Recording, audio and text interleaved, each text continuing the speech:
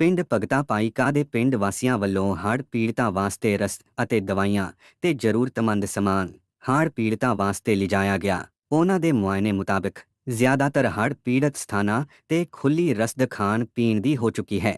ਹੁਣ ਦੇ ਸਮੇਂ ਵਿੱਚ ਉੱਥੇ ਡਾਕਟਰਾਂ ਅਤੇ ਦਵਾਈਆਂ ਦੀ ਜ਼ਰੂਰਤ ਹੈ।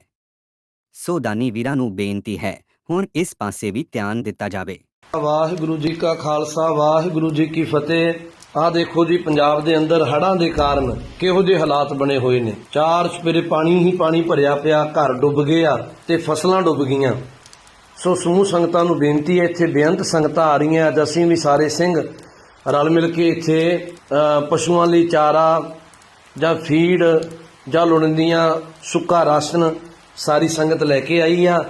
ਸੋ ਬੇਨਤੀ ਇਹ ਆ ਭਾਈ ਵੀ ਸਾਰੇ ਜਣੇ ਰਲ ਮਿਲ ਕੇ, ਸਿੱਖ ਨੂੰ ਮਹਾਰਾਜ ਨੇ ਬਾਣੀ ਚ ਕਿਹਾ, ਘਾਹ ਲਿਖਾਏ ਕਿਛ ਹੱਥੋਂ ਦੇ, ਨਾਨਕ ਰਾਹ ਪਛਾਣੈ ਸੇ, ਕਿਰਤ ਬਿਰਤ ਕਰ ਧਰਮ ਦੀ, ਹੱਥੋਂ ਦੇ ਕੇ ਭਲਾ ਮਨਾਵੇ।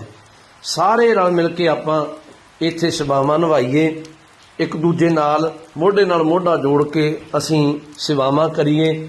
ਪਰ ਇਹ ਵੀ ਗੱਲ ਖਿਆਲ ਰੱਖਣ ਵਾਲੀ ਹੈ ਵੀ ਜਿੱਥੇ ਅੱਜ ਇਹਨਾਂ ਨੂੰ ਲੋੜੀਂਦੀਆਂ ਵਸਤੂ ਚਾਹੀਦੀਆਂ, ਪੁੱਛ ਕੇ ਆਓ ਵੀ ਕੀ ਚੀਜ਼ ਦੀ ਲੋੜ ਆ, ਕੀ ਅੱਗੇ ਲੋੜ ਆ।